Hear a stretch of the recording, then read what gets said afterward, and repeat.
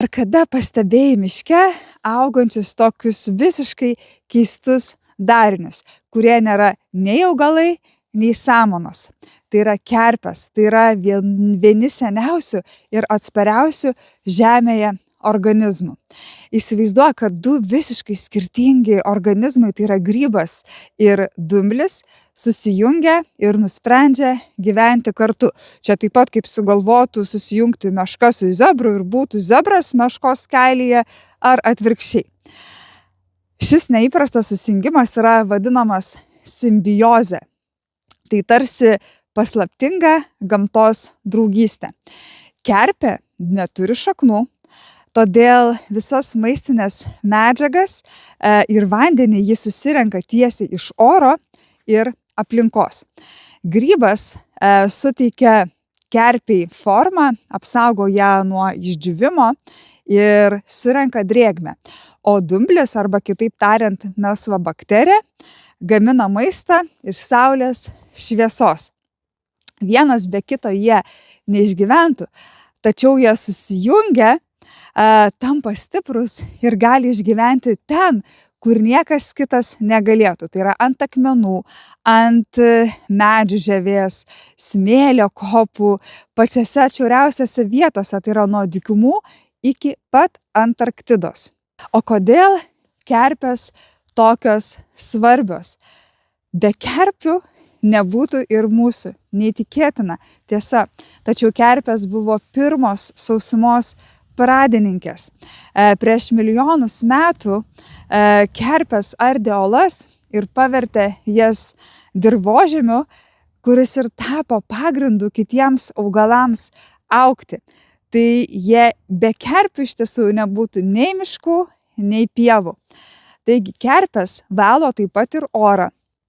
Jos sugeria ore esančius visus teršalus, tokius kaip sunkieji metalai ir kitos kenksmingos medžiagos. Tačiau per didelė tarša aplinkoje gali nulemti ir tų pačių kerpių žūtį. Dėl šios savo jautrios reakcijos į teršalus ir užterštą aplinką kerpės yra puikus indikatorius nustatyti, ar aplinka yra švari. Taigi, jei kerpių aplinkoje yra daug, vadinasi, oras yra švarus, o jei kerpės pradėjo nykti ir jų yra mažai, vadinasi, aplinka yra per daug užteršta. Taip pat kerpės yra vaistas ir nuo įvairiausių ligų. Jos turi labai daug antibakterinių savybių, kaip pavyzdžiui, islandinė kerpena yra naudojama kvėpavimo takų ligoms gydyti. Ji yra dedama į įvairiausius vaistažolių sirupus ar pastiles ir galbūt net nebijojate, kad esate ragavę nuo kosulio pastilę su islandinė kerpena.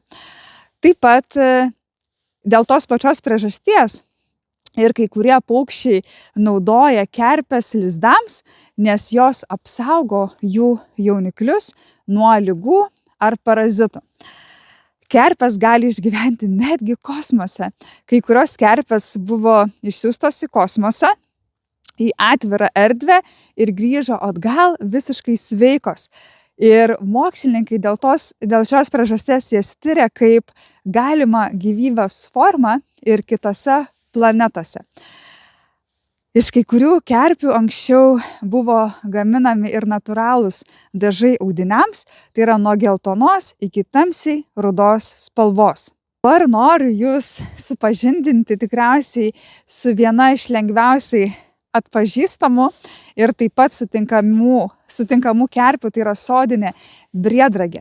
Tai jeigu pamatysite šakotą krūmelį, kuris primena elnių ragus, taip pat yra minkšta ir lanksti, taip pat auga ant nukritusių medžių ar šakų ar ant medžio kamieno. Iš vienos pusės yra žalsva, iš kitos balkšva šiek tiek, tai galite manyti, kad sutikote sodinę briedragę. O kuo yra ypatinga, tai kaip ir kitos kerpės yra puikus oro taršos indikatorius, tačiau be šios kerpės elniai neišgyventų žiemą. Žiemą, kai viskas pasidengia sniegu, tai šiaurės elniai būtent ir minta šią kerpę, nes kitokio maisto jiems yra sunku susirasti. Ir dar vienas labai įdomus dalykas, kad ji naudojama yra kvepalų gamyboje. Ir yra viena iš svarbiausių natūralių sudedamųjų dalių prabangiuose kvepaluose. Tai yra jos kvapalas gilus, žemiškas, primenantis miško aromatą. Ji veikia taip kaip fiksatorius. Padeda išlaikyti kitų kvapų stabilumą ir ilgiau išliekantį aromatą.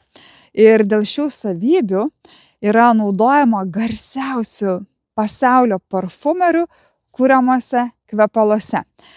Taigi kerpės yra daugiau nei miško puošmena.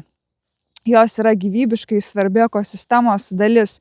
Be jų nebūtų švaraus oro, dirvožemio, o kai kurie gyvūnai neturėtų ir ko valgyti, nors dažnai mes jų ir nepastebime, tačiau jas dirba tylų savo darbą, tai yra kuria gyvybei tinkamą aplinką.